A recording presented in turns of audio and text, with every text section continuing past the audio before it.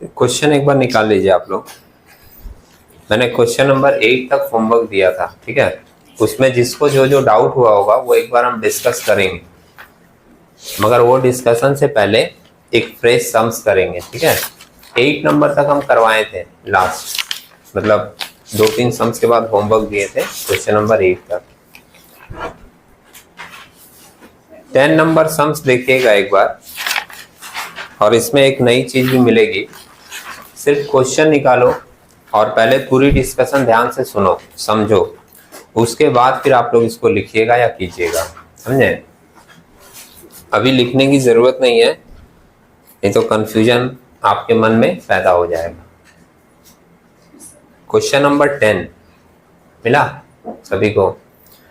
अच्छा, एक पहले मैं एक पॉइंट बताऊंगा, वो सुन लेना, उसके बाद इस सम्स को पढ़ेंगे।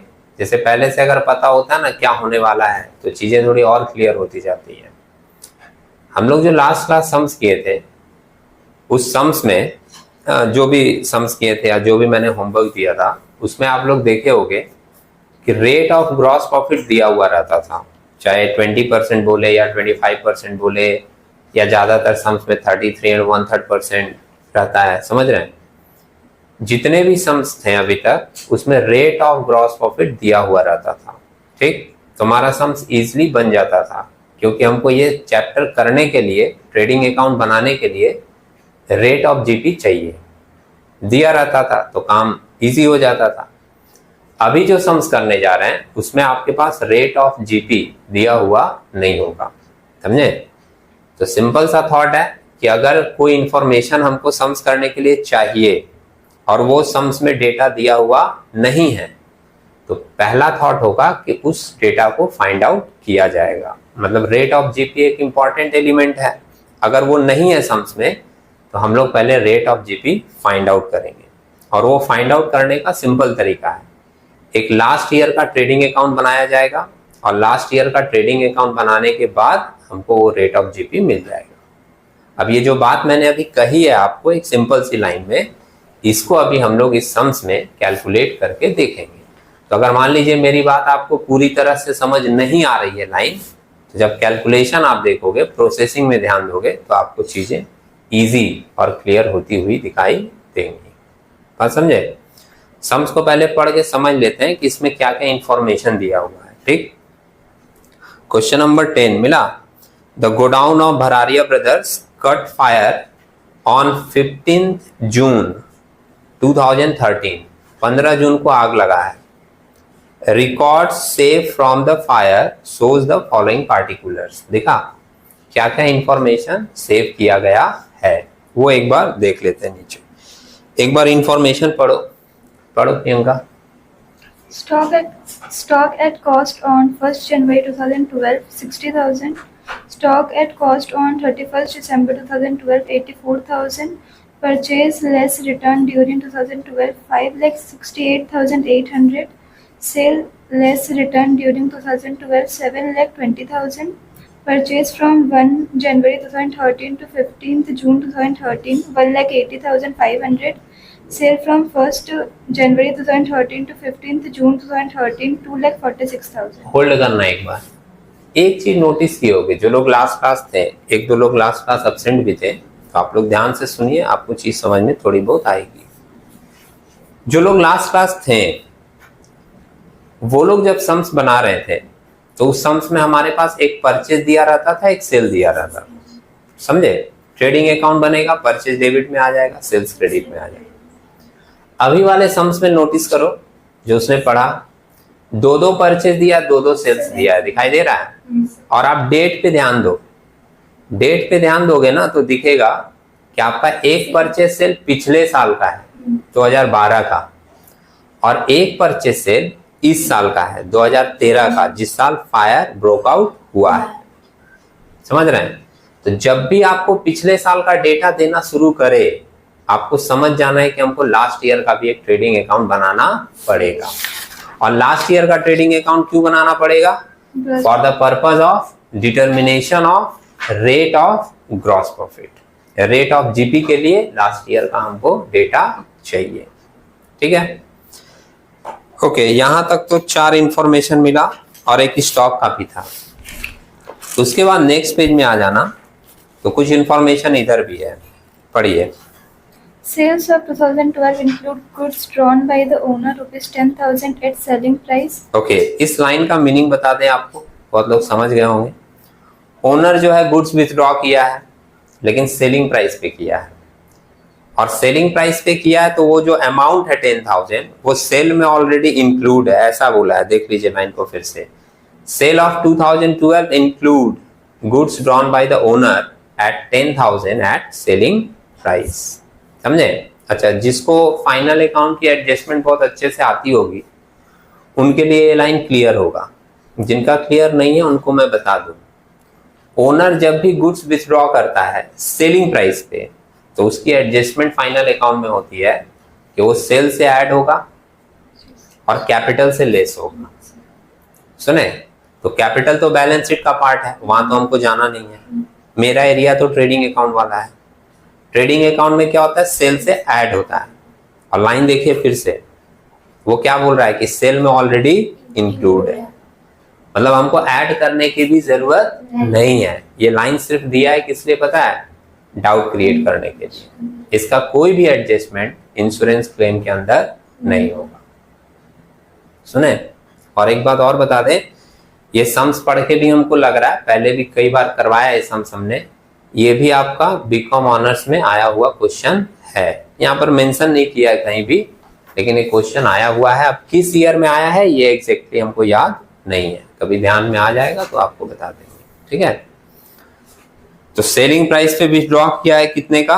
10,000 का। नीड नो एडजस्टमेंट, इसका कोई भी एडजस्टमेंट यहाँ होने वाला नहीं है। फिर Purchase of machinery rupees. हाँ, यहाँ पे ना फिगर थोड़ा सा ऐसे मिसमैनेज कर दिया है, वो 4M नहीं होगा, 4,800 होगा, बीच से M हटा दो। Purchase of machinery rupees 4,800 included in purchase of 2012। 2012 का जब परचेज हुआ था तो उसमें हम लोगों ने एक मशीनरी परचेज किया था, वो भी जोड़ दिया था। अब आपको एक एडजस्टमेंट और फाइनल अकाउंट का याद दिलाएं, कोई भी एसेट जब खरीदा जाता है तो वो परचेज में इंक्लूड नहीं होता है, वो एसेट में इंक्लूड होता है। ये गलती से परचेज में जोड़ दिया है, तो ये हम लोग परचेज से लेस करेंगे। ठीक है? 2012 वाले। और फिर लिखा है gross profit had remained eight uniform rate. Uniform का मतलब क्या होता है? कंसिस्टेंट, माने जो पहले था वही अभी चलेगा। ये लाइन क्यों लिखा है वो भी बता दें। 2012 का हम लोग रेट निकालेंगे, वही रेट हम लोग अप्लाई करेंगे 2013 में। तो एक क्वेश्चन तो अराइज हो सकता है ना, कहाँ लिखा है कि 2012 वाला ही रेट 2013 में अप्लाई होगा? समझ रहे हैं मेरी बात? इसलिए आप देखोगे सम्स में ये मेंशन कर देता है कि ग्रॉस प्रॉफिट का रेट यूनिफॉर्म है, मतलब जो पहले था वही अभी भी चल रहा है। क्लियर है लाइन? और आगे क्या लिखा है? The stock salvage worth rupees 10,000। 10,000 का स्टॉक साल्वेज हुआ है, ये हम लोग पढ़े थे लास्ट क्लास, जो लोग नहीं आए थे वो लोग सुन लें। साल्वेज मतलब गुड्स बचाया गया है, इसका एक लास्ट में एडजस्टमेंट होता है। और एक और इंफॉर्मेशन दिया है कि Bhararia brothers had insured their stock for rupees 60,000, मतलब 60,000 का वो इंश्योरेंस पॉलिसी लेकर रखा है। आपको निकालना क्या है? Calculate the amount of insurance claim. ठीक है? तो लास्ट क्लास वाले सम्स में क्या हुआ था? सिर्फ एक ट्रेडिंग अकाउंट बनता था और अमाउंट ऑफ क्लेम निकल जाता था। अभी क्या होगा? पहले एक पिछले साल का ट्रेडिंग अकाउंट बनाना पड़ेगा। क्यों? क्योंकि हमको रेट ऑफ ग्रॉस प्रॉफिट पहले फाइंड आउट करना है। सुने? अभी आप लोग कीजिएगा मत, बस देखिएगा और हमको इंफॉर्मेशन बताइएगा सम्स में से देखकर। क्वेश्चन नंबर है 10 in the books of Bhararia brothers.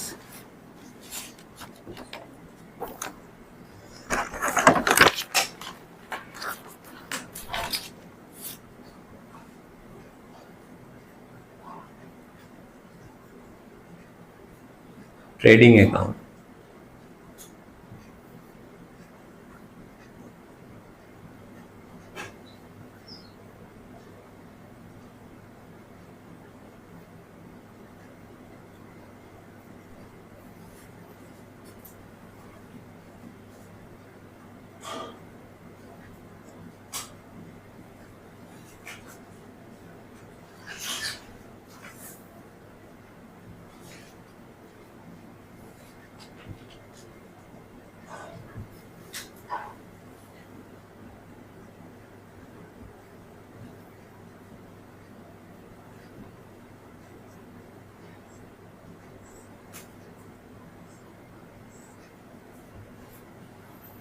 अब सिर्फ 2012 का इंफॉर्मेशन बताना है आपको।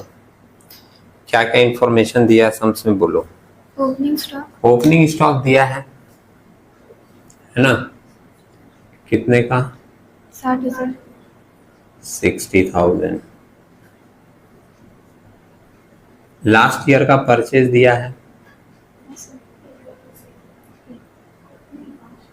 परचेज कितना है? 5,000। फोन साइलेंट कर लीजिए, चूचा करता रहेगा। पिछले साल का परचेज है 5,68,800, ठीक है, 5,68,800। और इसको देखो मैंने इनर कॉलम में लिखा है, क्यों लिखा है? क्योंकि इसमें से लेस करेंगे मशीनरी परचेज। याद आया? इंफॉर्मेशन दिया था ना कि एक मशीन खरीदा गया था जो गलती से परचेज में ऐड हो गया है। 40,800 था ना? 4,800 था, एम एक्स्ट्रा दिया हुआ था, वो कटवाया था मैंने, है ना। तो ये कितना आ जाएगा? 5,64,000। ये आएगा क्या? थोड़ा कैलकुलेटर निकाल के देखिएगा। सम्स में कोई वेजेज वगैरह था? नहीं। सेल्स दिया हुआ है, बाई सेल्स 7,20,000 का, है ना। और क्या बोला गया था आपको कि जो गुड्स विथड्रॉ किया है सेलिंग प्राइस पे, उसका कोई एडजस्टमेंट यहाँ रिक्वायर्ड नहीं है, करेंगे नहीं। और देखो क्लोजिंग स्टॉक भी दिया हुआ है, दिया है ना, पिछले साल का 84,000 मिला सभी को। तो अभी अगर आप इसको टोटल करोगे तो आपको ग्रॉस प्रॉफिट मिल जाएगा, है ना।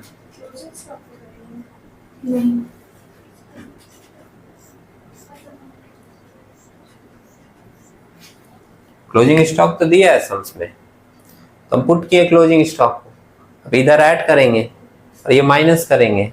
वेजेज वगैरह कुछ है नहीं, अदर एक्सपेंसेस, बस ये दोनों ऐड कर दो। ये ऐड करके शायद 804,000 आ रहा है क्या? हाँ सर। हाँ सर। और इसमें से ये दो माइनस कर दीजिए, तो आपको मिल जाएगा 1,80,000 मिल रहा है क्या? हाँ सर। ये आपका आ गया ग्रॉस प्रॉफिट, ठीक। अच्छा, कभी किए होगे बचपन में, रेशियो एनालिसिस बोलकर एक चैप्टर करते थे हम लोग क्लास 11 में, है ना। तो बहुत सारा रेशियो निकालना होता था, उसमें एक रेशियो आता था ग्रॉस प्रॉफिट रेशियो, याद है? उसका एक सिंपल सा फॉर्मूला होता था, शायद किसी को याद हो। रेट ऑफ ग्रॉस प्रॉफिट या ग्रॉस प्रॉफिट रेशियो बोलो इसको। इसका एक सिंपल फॉर्मूला होता था gross profit by net cell. Net cell का मतलब होता है सेल्स माइनस सेल्स रिटर्न, है ना। अच्छा, एक बात मैं और बोल दूं, ये जो सेल और परचेज दिया था वहां पर स्टेटमेंट लिखा था, अभी भी जाके देख लो, लिखा था sales less return, purchase less return, समझ रहे हैं? उसमें कोई घबराने की बात नहीं है, वो सिंपली इंडिकेट कर रहा है कि वो रिटर्न माइनस करके दिया है, ठीक। तो यहाँ पर नेट सेल का मतलब भी क्या बोले हम लोग कि सेल्स में से रिटर्न माइनस करके लेना है जो ऑलरेडी सम्स में दिया है, कितना? 7,20,000, और इंटू 100 कर देते हैं क्योंकि वो उससे परसेंटेज में चीज आ जाती है।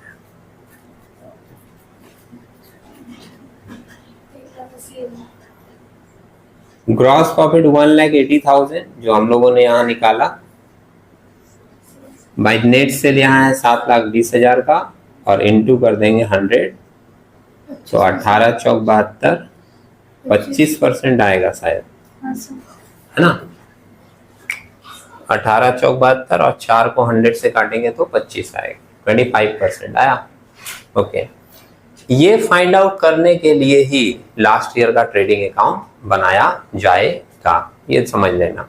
और अगर मान लीजिए आपके मन में आएगा हम कैसे समझेंगे, तो दो सिंपल बात है। पहली बात, आप हर सम्स में देख रहे हो आपको रेट ऑफ जीपी चाहिए, अगर पूरा सम्स पढ़ने के बाद आपको ना मिले तो समझ जाना है कि निकालना है। और स्टार्टिंग में ही सम्स पढ़ते समय तुमको पिछले साल का डेटा देना शुरू कर दिया, तुम्हारा दिमाग वही बोलेगा कि पिछले साल का डेटा का करना क्या है, पिछले साल को यूज करके हमको रेट ऑफ जीपी निकालना। क्लियर है? अब हम लोग इस साल का बनाएंगे। इस साल मतलब कौन सा? जिस साल फायर ब्रोक आउट हुआ है।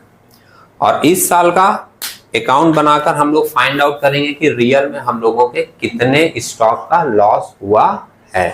और उसके लिए जो अकाउंट हम लोग बनाते हैं उसको हम लोग बोलते हैं मेमोरेंडम ट्रेडिंग अकाउंट। समझे? तो यहीं पर मैं बना रहा हूं,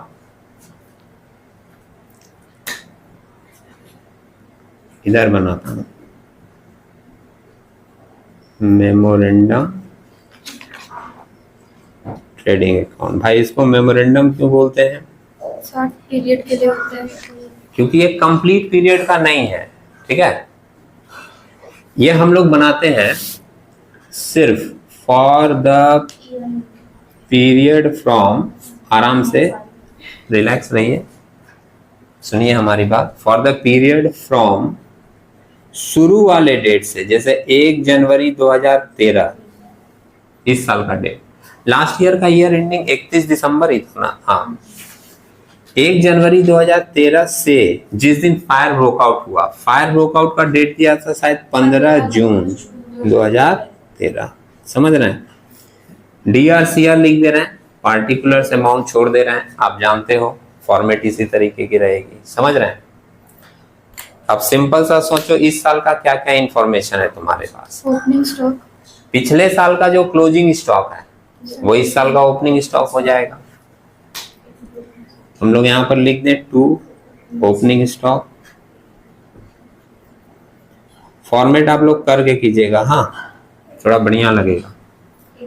84,000 इस साल का परचेज अलग से दिया है,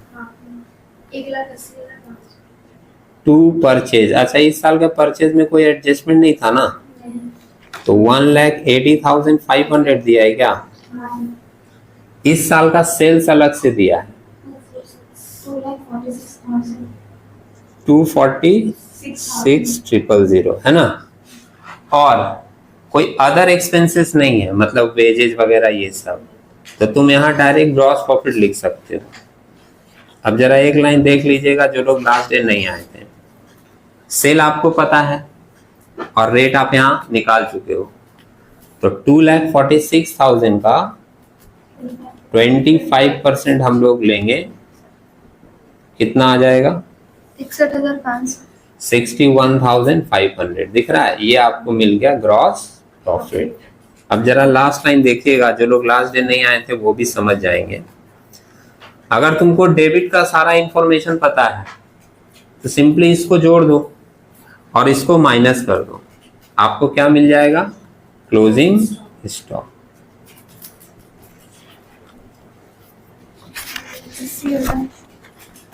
ये कितना आ रहा है टोटल?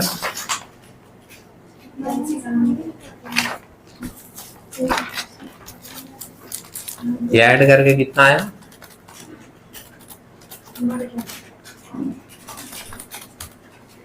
3,26,000। 80,000।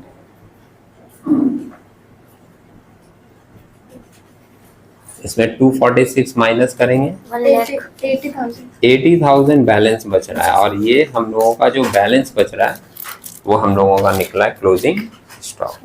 ठीक है, अब आगे का इंफॉर्मेशन देखना, थोड़ा स्टेटमेंट बना के करना पड़ता है, समझे? जो लोग नहीं आए थे लास्ट क्लास वो लोग खास करके देखें। इसके बाद हम लोग बनाते हैं कि statement of claim. Statement of claim,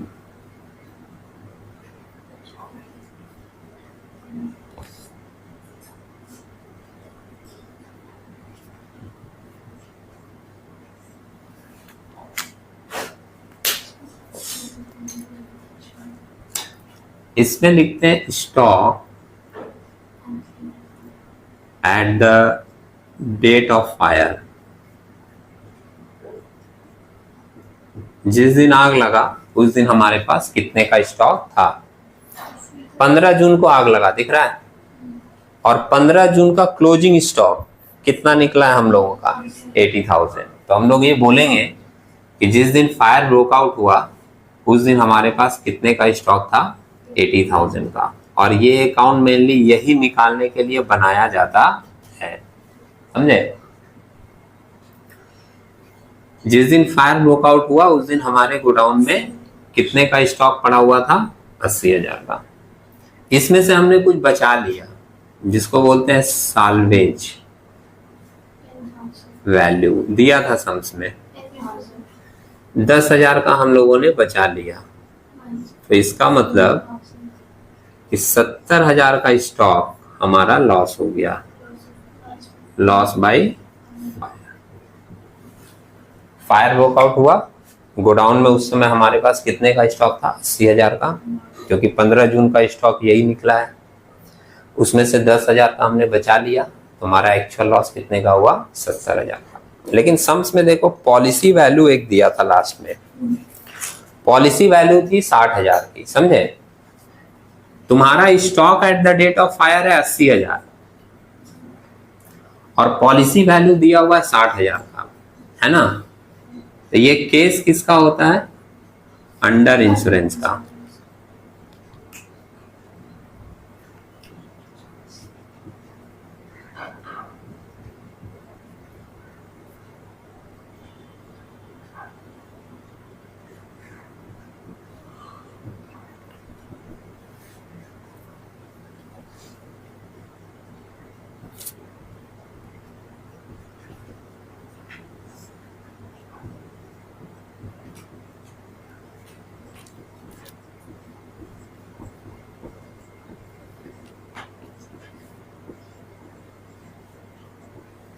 यही फॉर्मूला था ना। लॉस बाय फायर है 70,000, ये हमने निकाला। क्लोजिंग स्टॉक है आपका 80,000 का, जिस दिन आग लगा उस दिन का लेना है। और पॉलिसी वैल्यू है 60,000 की। निकल कर कितना आ रहा है? 52,500। ये वैल्यू दिख रहा है। अच्छा, ये जो सिस्टम अप्लाई किए हैं, ये जो लोग लास्ट में नहीं आए थे उनके लिए थोड़ा डाउटफुल होगा, इसलिए मैं एक बार फिर से बता दूं, बात समझे। दरअसल इंश्योरेंस कंपनी का एक रूल है, आप जितने का स्टॉक गोडाउन में रखे हैं अगर उससे कम की पॉलिसी आप कराए हैं तो आपको क्लेम भी कम मिलेगा। और उस सिस्टम को निकालने के लिए जो क्लेम का वैल्यू कम होगा, उन लोगों ने अपना एक सिस्टम बना के रखा है जिसको हम लोग नाम देते हैं एवरेज क्लॉज। ये तब अप्लाई होगा जब तुम देखोगे कि तुम्हारा stock at the date of fire ज्यादा है और पॉलिसी वैल्यू कम है। बात समझे। वो लाइन मैं यहां पर लिख दे रहा हूं, सिंस, ये आपको लिखना भी पड़ेगा क्योंकि आप ये फॉर्मूला अप्लाई कर दोगे डायरेक्ट तो आपकी इसकी इंफॉर्मेशन देनी होगी कि क्यों आपने ये वाला सिस्टम यहाँ अप्लाई किया है। Since stock at the date of fire rupees निकला था ना यहाँ पर 80,000 and policy value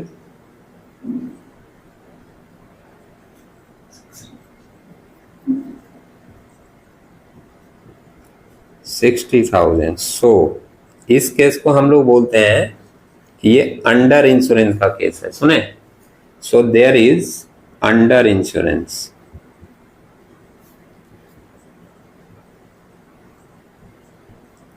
Hence,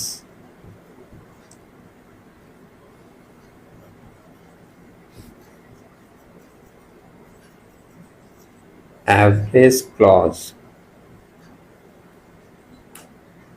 be applied to determine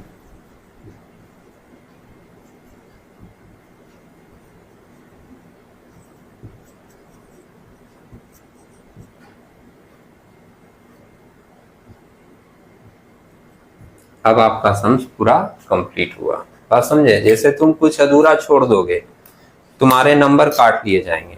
8 number का सम्स है, मान लीजिए 8 नंबर का ये सम्स है, तुम कुछ अधूरा छोड़ दिए, वो तुमको 5 दे दिया, 6 दे दिया, तुम्हारे मन में लगेगा कि मैंने पूरा सही किया, मेरा आंसर भी मैच कर रहा, हमको पूरा मिलेगा, इसमें नंबर तुम्हारे कम आ जाएंगे। इसलिए हर चीज को बारीकी के साथ पूरा कंप्लीट कीजिए, समझे।